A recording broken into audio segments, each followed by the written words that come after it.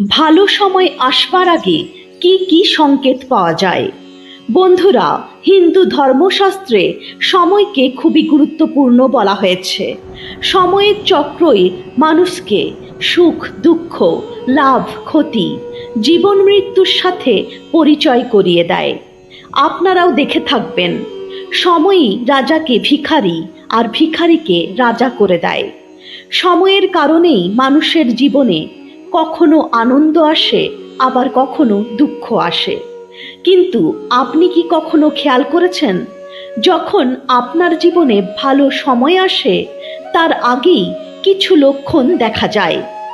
তাহলে চলুন আজকের ভিডিওতে সেই লক্ষণগুলি সম্বন্ধে বিস্তারিত আলোচনা করা যাক, যা জানার পর আপনিও আপনার জীবনের পরিবর্তনকে খুব সহজেই বুঝতে পারবেন, যার সম্বন্ধে ভগবান শ্রীকৃষ্ণ নারদ মুনিকে বিস্তারিতভাবে বলেছেন। নমস্কার বন্ধুরা, আমি মৌসুমী, আর বাংলা স্পিরিচুয়াল জ্ঞান চ্যানেলে আপনাদের স্বাগত। হিন্দু ধর্মগ্রন্থের একটি কথা অনুসারে, যখন একবার নারদ মুনি ভগবান শ্রীকৃষ্ণের সাথে দেখা করতে আসেন, তখন তিনি ভগবানকে জিজ্ঞাসা করেন, হে নারায়ণ, কৃপা করে বলুন, কোনো মানুষ আগের থেকেই কিভাবে বুঝতে পারবে যে তার জীবনে শুভ সময় আসতে চলেছে? তখন প্রভু উত্তর দেন, হে দেবর্ষি নারদ, আমি মানুষের সময় পরিবর্তন হবার আগেই কিছু সংকেত পশু পাখি, ছোট বাচ্চা আর আমার ভক্তদের দ্বারা পৌঁছে দিই। যার মধ্যে প্রথম সংকেত হলো, যখন কোনো মানুষের ঘুম ব্রহ্ম মুহূর্তে বারবার ভেঙে যায় আর ঈশ্বরের স্মরণ নিজের থেকেই হতে থাকে। অথবা যদি কোনো মানুষের মনে হয় যে কেউ তাকে একটি বিশেষ দিকে নিয়ে যাচ্ছে, তাহলে সেই ব্যক্তির বুঝে নেওয়া উচিত যে কিছুদিনের মধ্যেই তার ভাগ্যের পরিবর্তন হতে চলেছে আর তার উন্নতির রাস্তা খুলতে চলেছে। ভগবান বলেন, এরকম সময়ে আমি স্বয়ং সেই ব্যক্তির সাহায্য করি।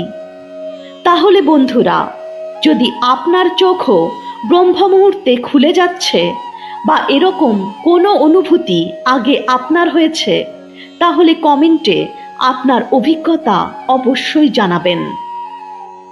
তারপর শ্রীকৃষ্ণ দ্বিতীয় সংকেত সম্বন্ধে বলেন।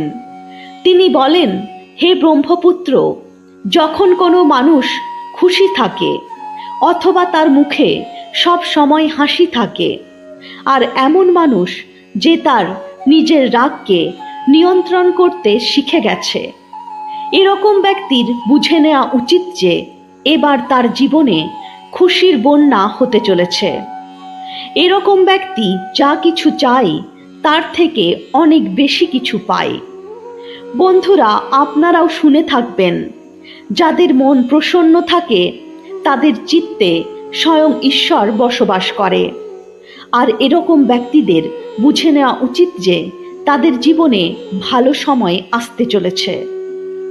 তারপর ভগবান শ্রীকৃষ্ণ তৃতীয় সংকেত সম্বন্ধে বলেন যে যখন কোনো মানুষের দুয়ারে গোমাতা অর্থাৎ গাই বারবার আসে, অথবা বাঁদর তাদের ঘরের জিনিস নিজের থেকেই উঠিয়ে নিয়ে যায়, অথবা তার বাড়ির উঠোনে বিড়াল বাচ্চাদের জন্ম দেয়, অথবা পাখিরা তার বাড়িতে এসে বাসা তৈরি করে আর ডাকতে থাকে, এই সংকেতগুলিও বলে দেয় যে আগত সময় তার জন্য শুভ বার্তা বহন করে নিয়ে আসবে।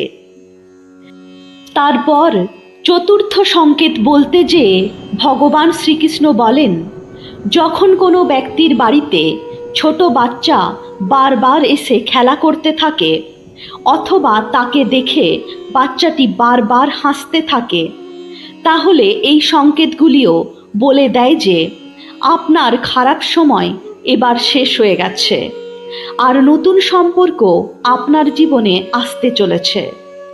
আপনারাও এই কথাটি শুনে থাকবেন যে ছোট বাচ্চা ঈশ্বরের রূপ, আর তারা সব সময় আপনার জন্য শুভ হয়। ভগবান পঞ্চম সংকেত সম্বন্ধে আলোচনা করতে যেয়ে বলেন, যখন মানুষের খরচা কমে যায় আর ধন প্রাপ্তির নতুন নতুন উপায় নিজের থেকেই দেখা দেয়, তাহলে সেই ব্যক্তিরও বোঝা উচিত যে তার জীবনে ভালো কিছু হতে চলেছে।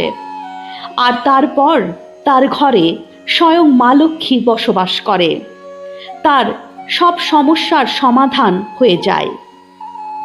ভগবান শ্রীকৃষ্ণ ষষ্ঠ সংকেত সম্বন্ধে বলেন, যখন কোনো ব্যক্তি পুজোর থালা নিয়ে ভগবানের আরতি করে আর তার এরকম মনে হয় যে তাকে দেখে ভগবানের মূর্তি হাসছে, অথবা অনেক দিন পর তার ঘরে অতিথিদের আগমন হয়, তাহলে এই সংকেতগুলিও শুভ সময় আসার সূচনা দেয়।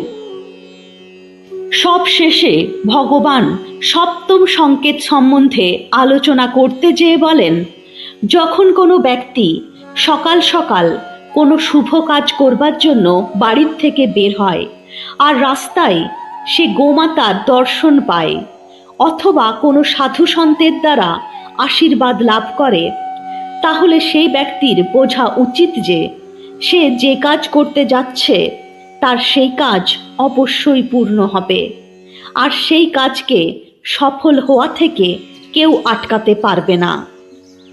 সবশেষে শ্রীকৃষ্ণ বলেন, হে নারদ মুনি, এ সব কিছু ছাড়াও যখন কোনো মানুষ সন্ধ্যার সময়ে জলপূর্ণ পাত্র অথবা দুধে ভরা পাত্র কেউ যদি আপনাকে দিয়ে যায়, তাহলে এই সংকেতগুলিও বলে দেয় যে আপনার জীবনে শুভ সময় আসতে চলেছে। এই 7টি সংকেতের দ্বারা ব্যক্তি তার আগত শুভ সময় সম্বন্ধে জানতে পারে। তাহলে বন্ধুরা, আপনার এই 7টি সংকেত জেনে কেমন লাগলো? আপনি আগে কখনো এরকম সংকেত পেয়েছেন? যদি পেয়ে থাকেন, তাহলে আপনার অভিজ্ঞতা কমেন্টে অবশ্যই জানাবেন। ভিডিওটি ভালো লাগলে ভিডিওটি লাইক করে চ্যানেলটি সাবস্ক্রাইব করতে ভুলবেন না। কমেন্টে রাধে রাধে জয় শ্রীকৃষ্ণ অবশ্যই লিখবেন। বলো রাধে রাধে জয় শ্রীকৃষ্ণ।